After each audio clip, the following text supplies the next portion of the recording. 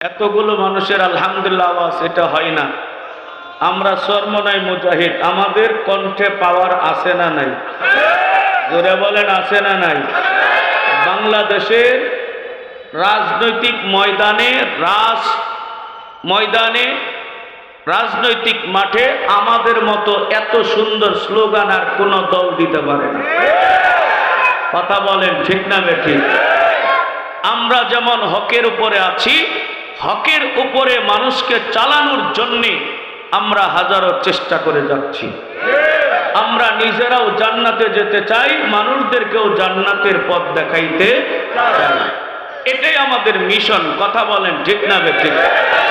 অনেকেই আমাকে প্রশ্ন করে, চরমনাই তো ভালো, রাজনীতির মধ্যে গেল কেন?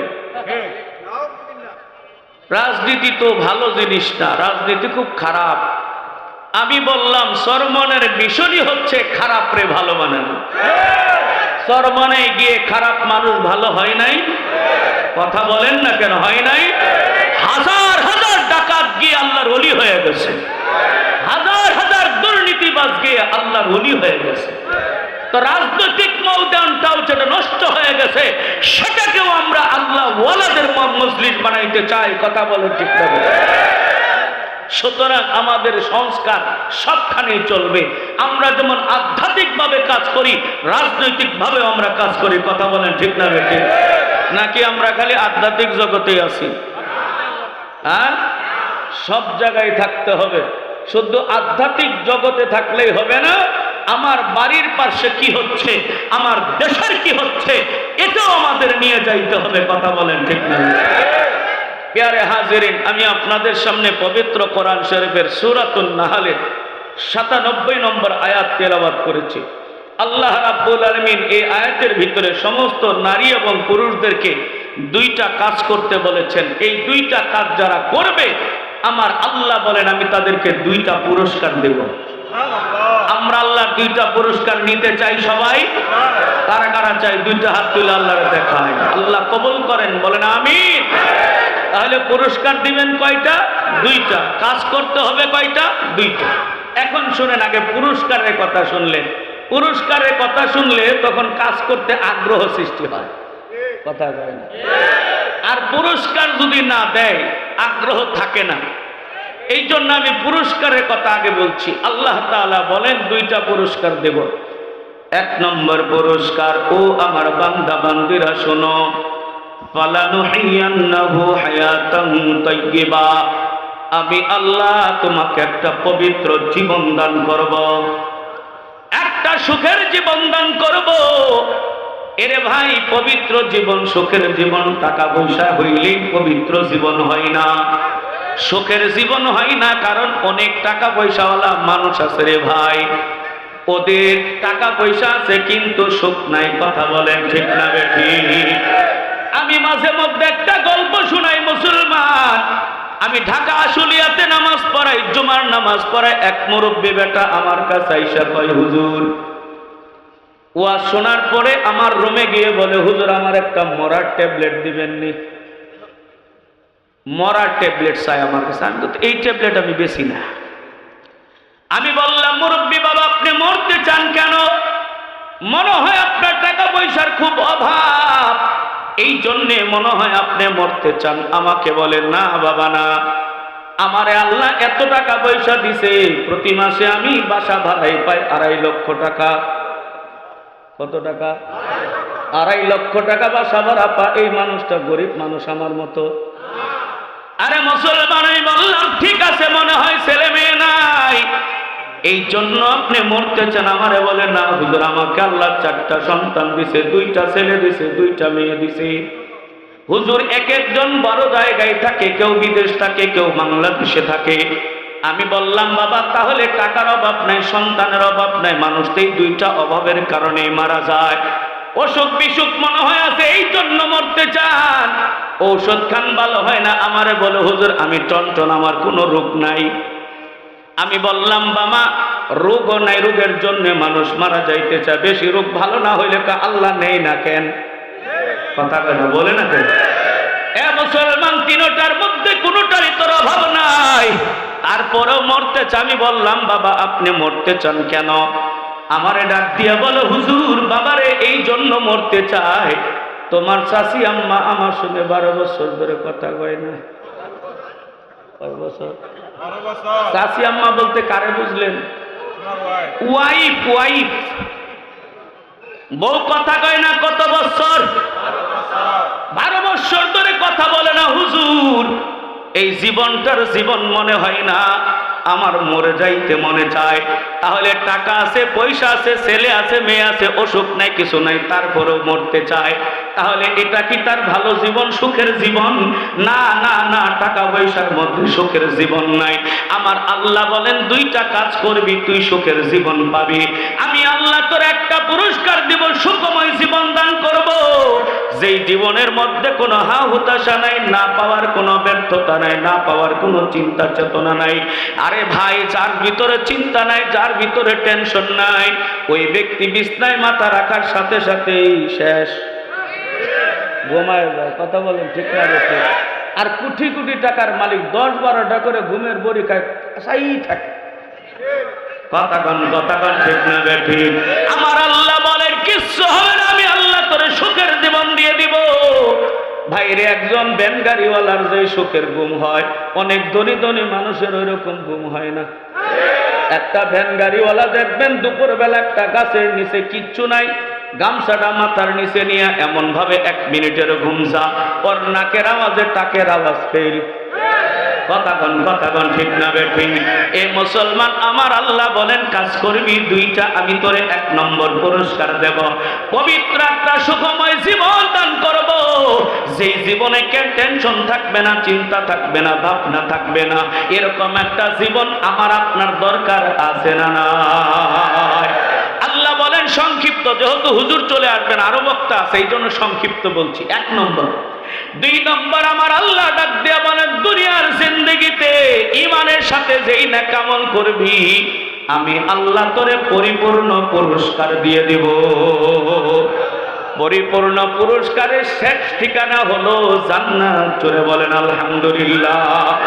আমার আল্লাহ বলেন তাহলে এখন শুনো কি 2টা কাজ করতে হবে।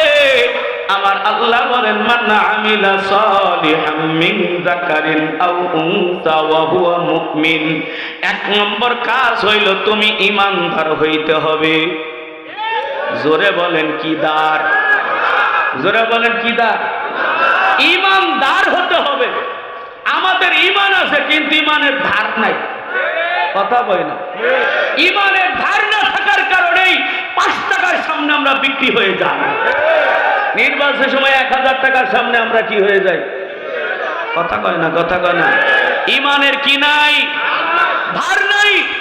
আমাদের ঈমানের শক্তি এত কমে গেছে যে আমি আপনারা কষ্ট পাবেন না।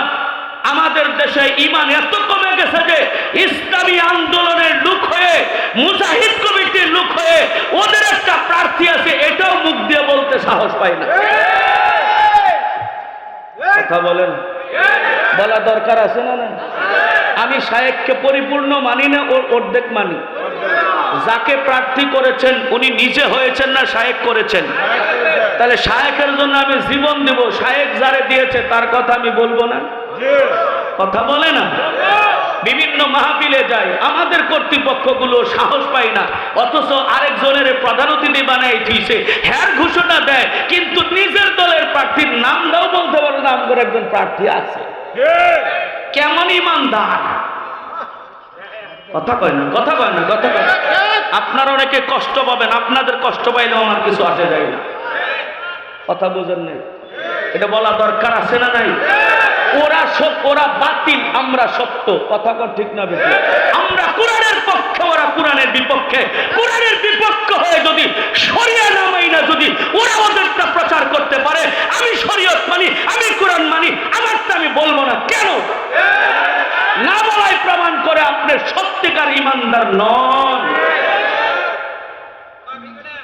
লেবাসদারি ইমানদারের কোনো দাম নাই। কথা বলেন ঠিক না ঠিক? আমার আল্লাহ বলেন শোনো শোনো, 1 নম্বর ইমানদার হতে হবে। যেই ব্যক্তি ইমানদার হবে তার সামনে আল্লাহ সব সময় থাকবে, সে আল্লাহর কথা শুনবে। এতে মা বেজার হবে না, বাবা বেজার হবে না, কে বেজার হবে? আমারে কে মারবে, কে কি গালি দিবে, এইটা দেখার আমার টাইম নাই। কথা বলেন ঠিক না বেঠিক? বাস্তব উদাহরণ দিলে বুঝবেন কতটি দিব হিসাব নাই। একটা উদাহরণ শুধু দেই। সাদ ইবনে আবি ওয়াক্কাস রাদিয়াল্লাহু তাআলা আনহু একজন সাহাবী। আল্লাহর পয়গম্বরের কাছে সাহাবী হওয়ার আগে, ঈমানদার হওয়ার আগে তিনি বড় মা ভক্ত মানুষ ছিলেন। কি ভক্ত? মারে খুব ভালোবাসতেন, জীবনের চেয়েও মায়ের বেশি ভালোবাসতেন।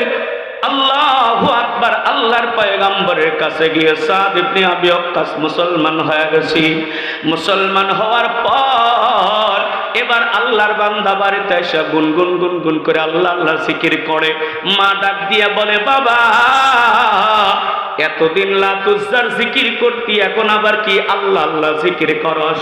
জোরে বলেন, ইমানদারের কাছে আল্লাহ আল্লাহ জিকিরের দাম আছে না না?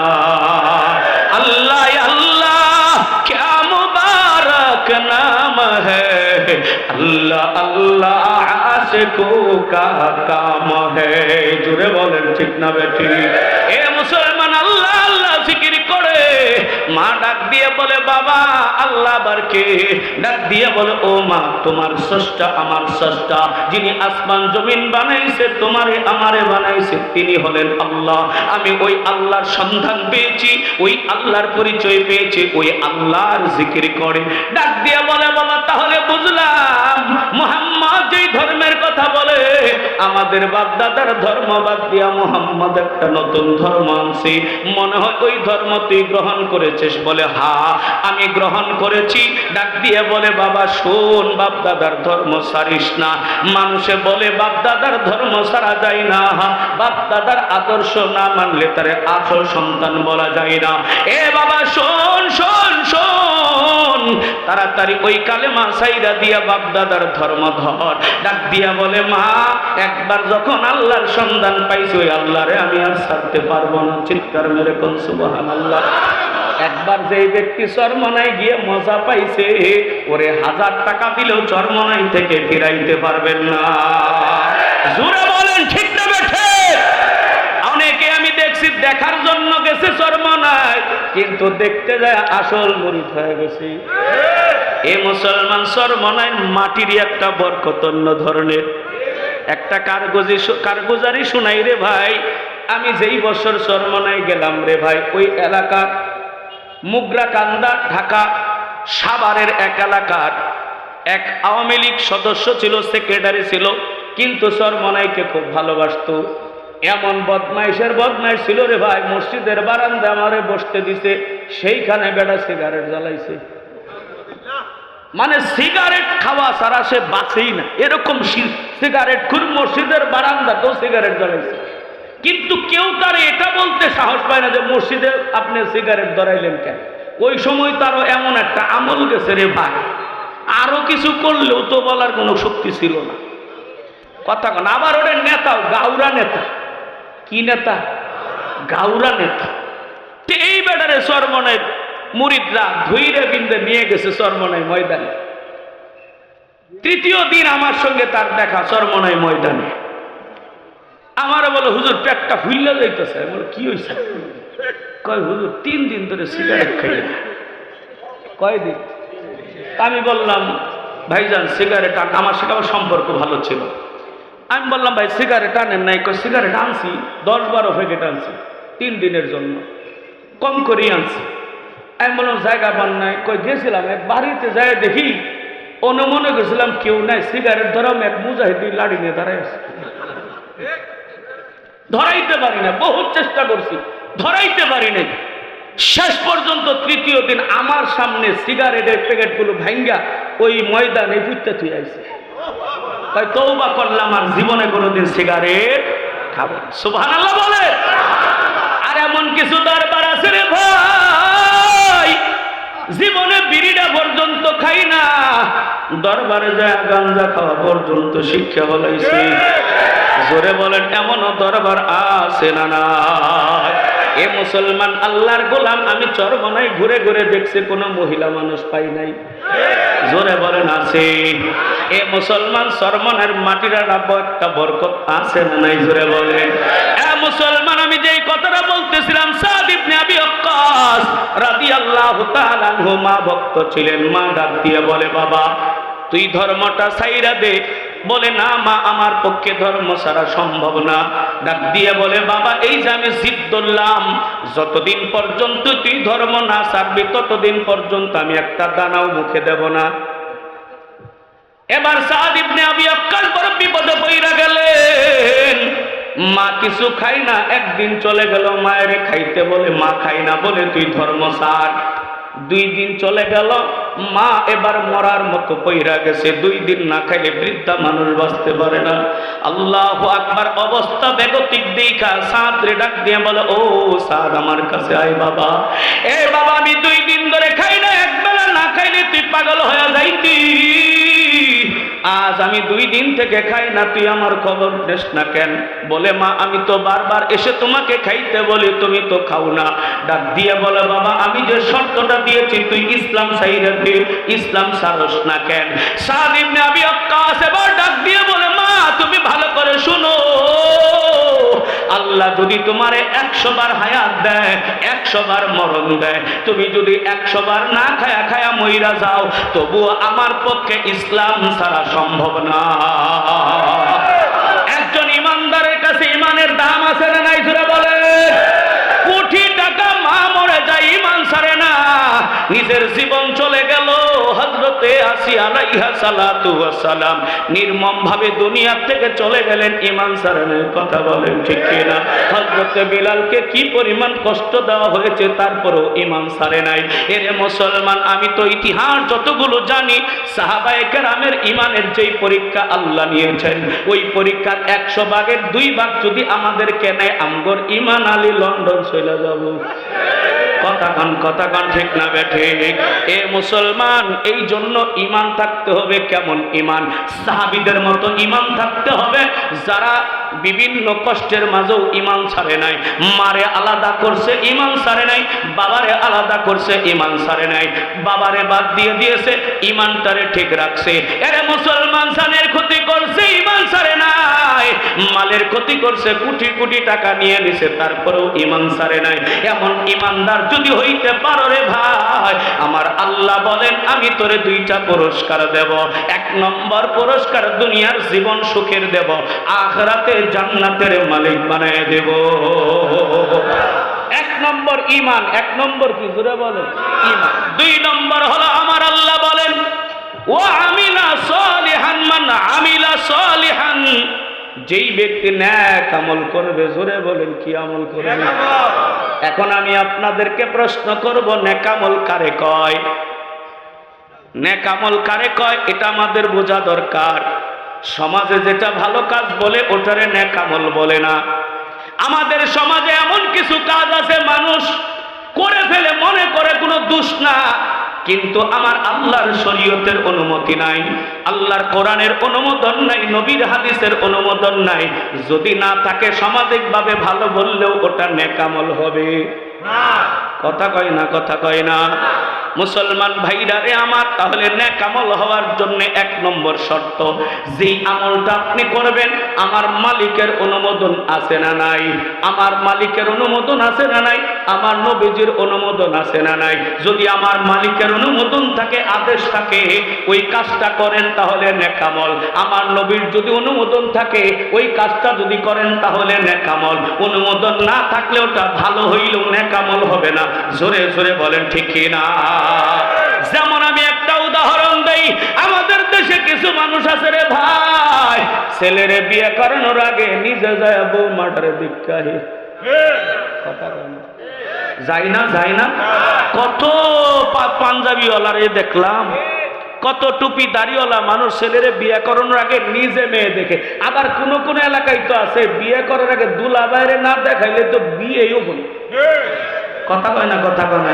কিছু লুচ্ছা মার্কা দুলাভাই আছে, যদি ওর শালার বউরে আগে না দেখায় বিয়ের আগে, তাহলে বিয়ের মধ্যে যায় না। কথা কয় না? আছে না? এটাকে মানুষ এখন এই সমাজে দূষণীয় মনে করে না।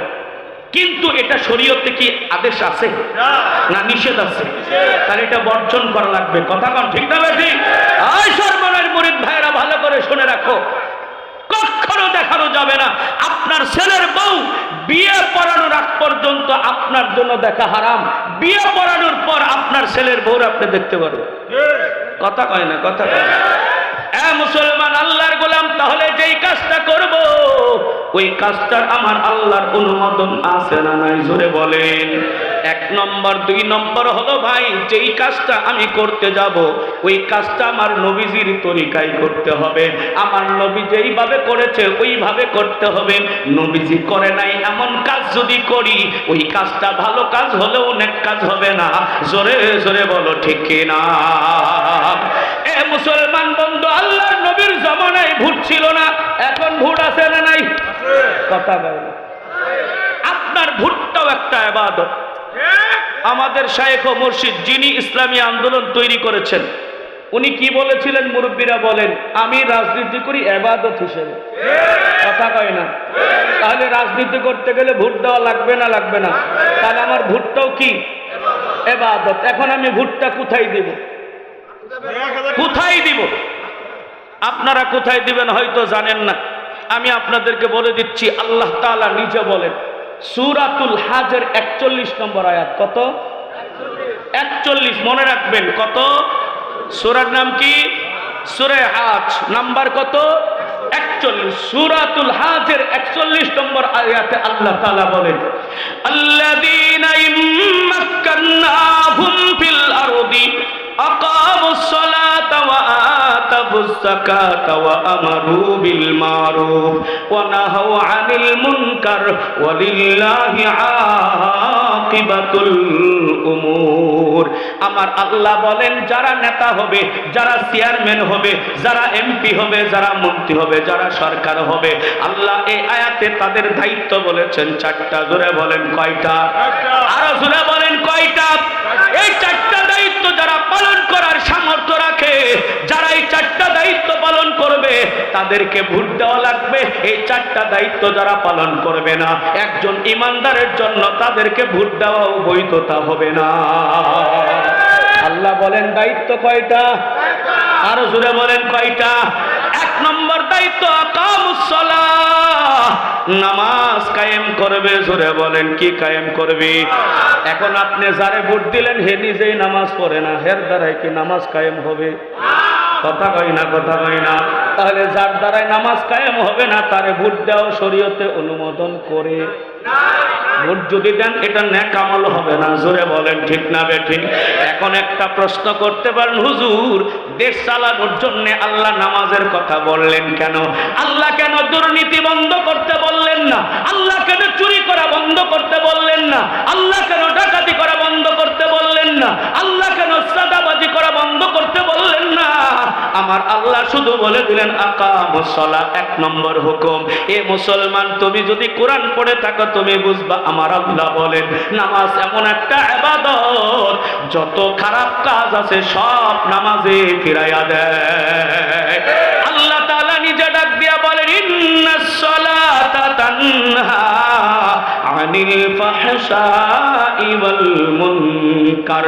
আমার আল্লাহ বলেন দুনিয়ার মানুষ শুনো, নামাজ তোমারে যত অশ্লীল বেহায়াপনা খারাপ কাজ আছে সব কাজ থেকে নামাজ তোমারে ফিরাবে।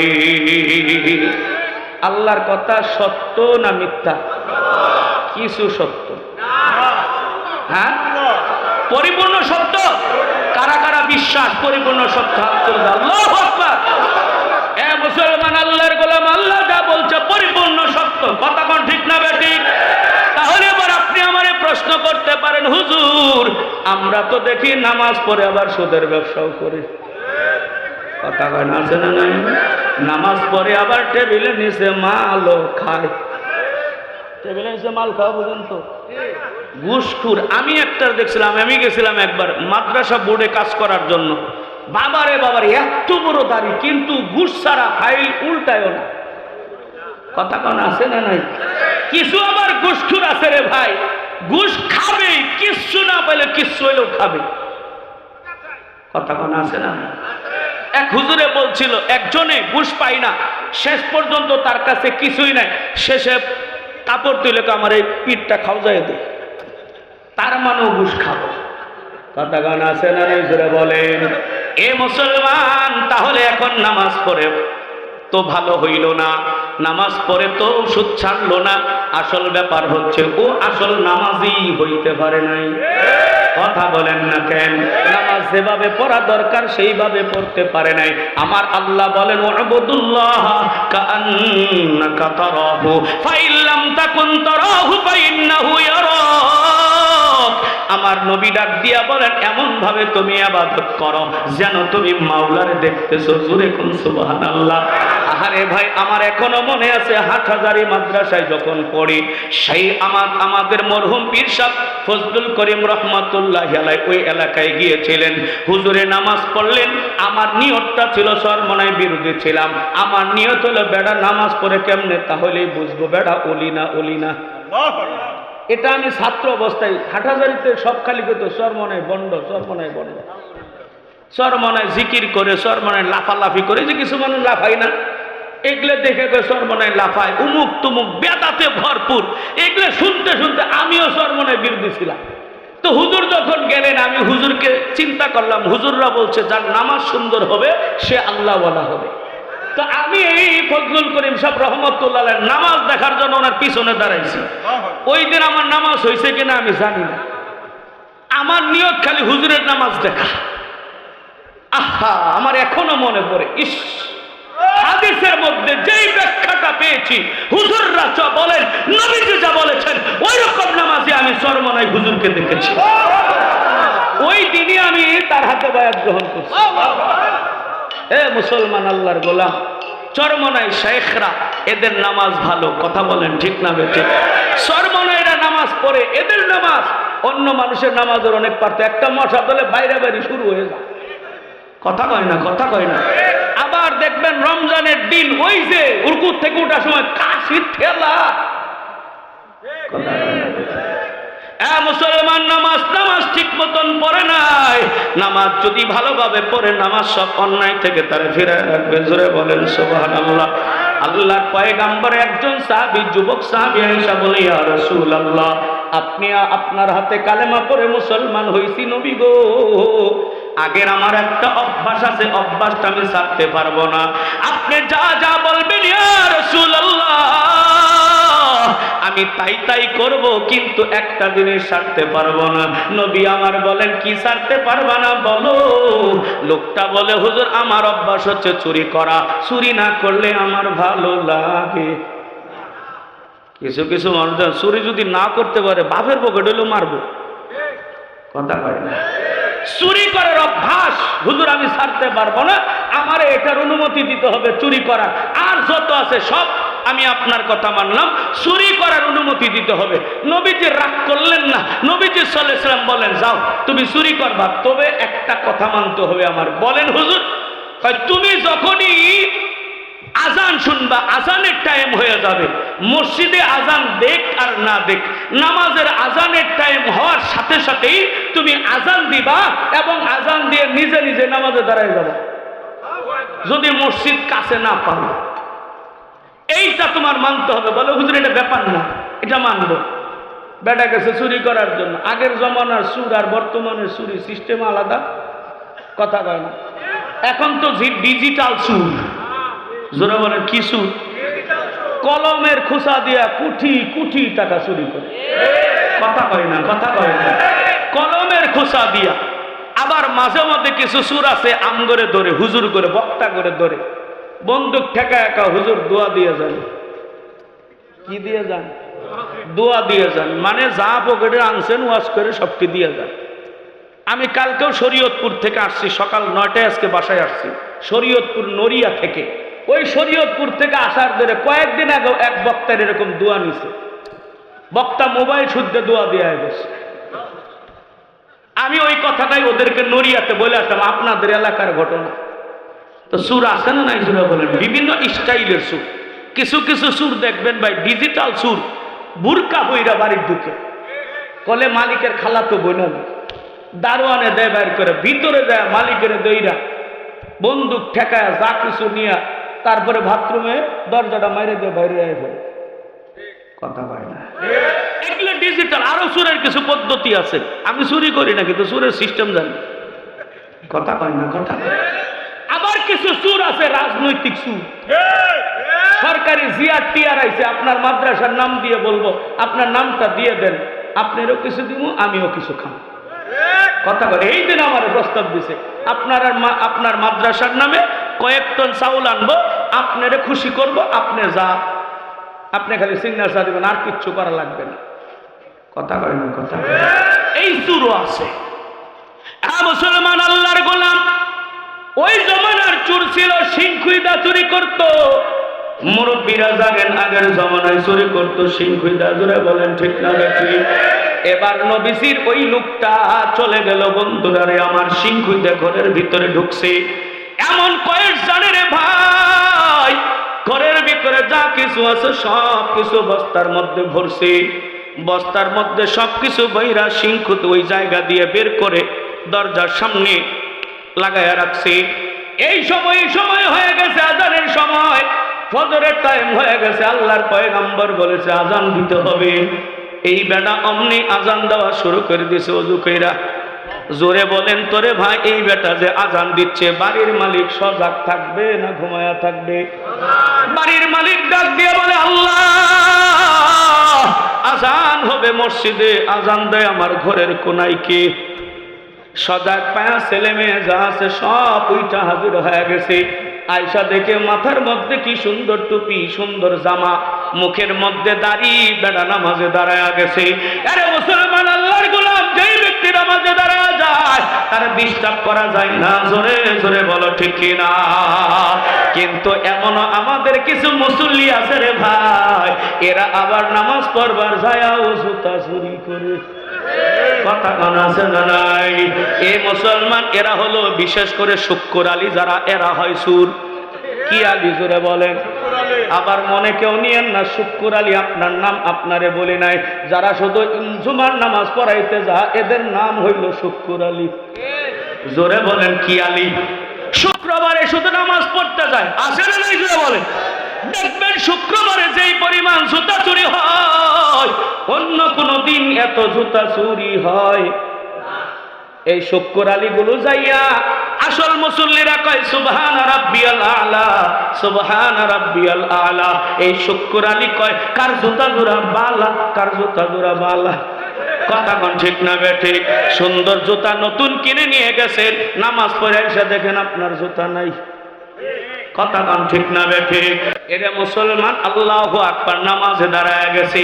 বাড়িওয়ালা কয় কিছু কইস না, নামাজ পড়তেছে, নামাজটা শেষ হইতে দে। নামাজ শেষ করে ফেলল রে মুসলমান। এবার বস্তার মধ্যে তাকায় দেখে তাদের ঘরে যা ছিল সব কিছু বস্তার মধ্যে রাখছে। আল্লাহর বান্দা ডাক দিয়ে বলে বেটা তুমি কি? কয় আমি অমুক। তুমি কি করেছো? কয় এই বস্তার মধ্যে কি? কয় আপনাদের ঘরে যা ছিল সব কিছু আনছি, আমি চুরি করছি। এরে বেটা, চুর করলেও তো তোর স্বভাব ভালো আছে, আজান দিয়ে নামাজ পড়লি কেন? চুরে লোক কি ভালো আছে, স্বভাব ভালো আছে। ডাক দিয়ে বলে আমার রাসূল বলেছে যেখানে আজানের সময় হয়ে যাবে আমার আজান দিয়ে নামাজ পড়তে হবে। রাসূলের হুকুম মানতে গিয়া নামাজ, আজান দিয়ে নামাজ শুরু করে দিছি। এই কথা বলার পর যেহেতু চুর হাতে পাইছে, চুর যতই পিরসাব হোক না কেন, চুর যদি কোনো আলেম হয়, মানুষ পাইলে তারে কিন্তু মার দেওয়া সারা ছাড়বে। এবার সবাই মিলে তারা পিটাইতে শুরু করছে। পিটাইতে পিটাইতে মুসলমান বন্ধুগণ আধা মরার মতো করে ফেলছে। নবীর সাহাবীর কথা শুই না মুক্তি দিয়ে দিছে। কানতে কানতে যা নবীজির কাছে হাজির হয়ে গেছে। নবীজি দেখেন মারতে মারতে এইদিকে দাগ ওইদিকে দাগ ফলায় ফেলাইছে। বাবা এরকম করছস কেন? রাগ হয়ে কয় হুজুর আপনার কথা মানতে যে আমার এই অবস্থা। কয় কি কথা? কয় হুজুর আমি চুরি করেছিলাম, আপনি বলেছিলেন যেখানে আজানের সময় হয়ে যাবে আজান দিয়ে নামাজ পড়ার জন্য। হুজুর আমি চুরি করে আনার পর ফজরের আজান হয়ে গেছে, আমি আজান দিয়ে নামাজ পড়ছি। বাড়িওয়ালা ধইরা আমার পিটাইছে। হুজুর ডাক দিয়া বলে কালকে আবার চুরি করবার যাবে। কয় হুজুর আল্লাহর কসম, খোদার কসম, জীবনে আর কোনোদিন চুরি করব না। মুসলমান ভাইরা রে আমার, নামাজ সুরকে সুর থেকে ফিরাইতে পারে না জোরে বলে মুসলমান। এই জন্য আল্লাহ ডাক দিয়ে বলে একজন চেয়ারম্যানের দায়িত্ব, একজন এমপির দায়িত্ব, তার আসনে যত মানুষ আছে, তার ইউনিয়নে যত মানুষ আছে, সব মানুষগুলোকে নামাজি বানাবে। জোরে বলেন কি বানাবে? আরো জোরে বলেন কি বানাবে? প্রত্যেকটা মানুষ যদি নামাজি হয়ে যায়, আল্লাহর কসম করে বলি ভাই, ওই সমাজে চোর পাওয়া যাবে না, ডাকাত পাওয়া যাবে না। জোরে বলো ঠিক কিনা? এই জন্য আমার আল্লাহ বলেন এক নম্বর দায়িত্ব, আমি দায়িত্ব চারটা বলেই শেষ করে দিই সংক্ষিপ্ত। এক নম্বর দায়িত্ব নামাজ কায়েম করা। জোরে বলেন কি করা? নামাজ কায়েম করবে। দুই নম্বর দায়িত্ব আমার আল্লাহ বলেন ওয়া আতাবুজ যাকাত। আমি আমারে ওয়াজ করতেছি ভাই, আমি রেজাউল ভাইয়ের ওয়াজ শোনাইতেছি, কারণ রেজাউল ভাইও জানে, আপনারা তো জানেন না, যদি আল্লাহ এমপি বানায় আমার কি দায়িত্ব। তারপরে যখন দেখবেন হুজুর দায়িত্ব পালন করে না, লাথি মেরে এমপি গিরি ছড়াইয়া দিবেন। কথা কোন ঠিক না বেঠিক? একজন এমপির দায়িত্ব দুই নম্বর ওয়া আতাবুজ যাকাত, সে যাকাত আদায় করবে। জোরে বলেন কি আদায় করবে? দুঃখ পরিতাপের বিষয়, এত এমপি বানাইলাম, যাকাত দিবে তো দূরের কথা, গরিবের যাকাতের লঙ্গি ওর ঘরে পাওয়া যায়। কথা কই না? কথা কই না? গরিবের মাল চুরি করার কারণে, রাস্তার চুরি করার কারণে মামলা হয়, জেল খাটে। কথা কোন ঠিক না বেঠিক? আবার ওদেরকে আমরা আবার পুনরায় ভোট দেই। এ মুসলমান আমরা হলাম একটা বেহায়া মুসলমান। জোরে বলেন ঠিক কিনা? এ মুসলমান তাহলে দুই নম্বর দায়িত্ব যাকাত আদায় করবে। নিজের যাকাতই শুধু দিবে না, এলাকার যত ধনী ধনী মানুষের যাকাত আছে। আমাদের ইসলামী অর্থনীতি হইল যাকাত ভিত্তিক অর্থনীতি, আর বর্তমানের অর্থনৈতিক ব্যবস্থা হইল সুদ ভিত্তিক অর্থনীতি। সুদ ভিত্তিক অর্থনীতি দিয়ে কোনোদিন কল্যাণ আসে না রে ভাই, হারাম দিয়ে কোনোদিন ভালো কাজ হয় না। জোরে জোরে বলো ঠিক কিনা? আমার আল্লাহ বলেন অর্থনৈতিক ব্যবস্থা হবে যাকাত ভিত্তিক। তাহলে যিনি এমপি হবেন, ওর আসনে যত যাকাত দেওয়া মানুষ আছে খুঁজে খুঁজে বের করবেন, নিজে যাকাত দিবেন, ওদের যাকাত আদায় করবেন। এই যাকাতগুলো আবার গরিবদের মাঝে বন্টন করে দিবেন। আল্লাহু আকবার। একজন এমপি সাহেব যদি এই দায়িত্ব পালন করে, আমি বলতে পারি ওই আসনে একটা ফকির খুঁজে পাওয়া যাবে না। কথা বলেন ঠিক না ঠিক? কিন্তু যাকাত দিবে তো দূরের কথা, এই জন্য আমরা ওই রকম মানুষই পাঠাইতে পারি না। আর ফকির দূরে হবে তো দূরের কথা, ফকির আরো দিন দিন খালি বাড়তেই আছে। কথা বলেন ঠিক না বেঠিক? শেষ কথা, হুজুর এসে বলছে, আমি বলবো না, আর দুইটা কথা বলে দিই। তিন নম্বর আল্লাহ বলেন ও আমারু বিল মারুফ, সৎ কাজের আদেশ দিবে। কি কাজের? আরো জোরে বলেন ওয়ানাহাউ আনিল মুনকার, অসৎ কাজের বাধা প্রদান করবে। নাটক করা, যাত্রা করা, এগুলো সৎ না অসৎ? জোরে বলেন। তাহলে একজন এমপি সাহেবের দায়িত্ব হলো নাটক অনুমোদন দেওয়া, যাত্রার অনুমোদন দেওয়া। তাহলে যাত্রা নাটক যা হয় এমপি সাহেবের অনুমতিতে হয় না? হয় না? তাহলে যাত্রা নাটক বন্ধ করার জন্য আমাদের মরহুম সাত্তার চেয়ারম্যান সব যাত্রা পুড়িয়েছিলেন। আমি নিজেও ওইখানে যাত্রা পুরাইছিলাম একবার। কথা কয় না? কথা কয় না? তাহলে যারা সৎ কাজের আদেশ দিবে, অসৎ কাজের বাধা দিবে, এরকম মানুষদেরকে ভোট দিতে হবে। কথা বলেন ঠিক না ঠিক? আর যারা নিজেরাই অসৎ কাজের পারমিশন দেয়, ওদেরকে ভোট দেওয়া কখনোই একজন ইমানদারের কাজ হইতে পারে না। কথা বলেন ঠিক না? আল্লাহ আমাদের সহি কথা বোঝার তৌফিক দান করুন। আমিন। ওয়া আখিরু দাওয়ানা আলহামদুলিল্লাহি রাব্বিল আলামিন। আসসালামু আলাইকুম ওয়া রাহমাতুল্লাহি ওয়া বারাকাতুহু।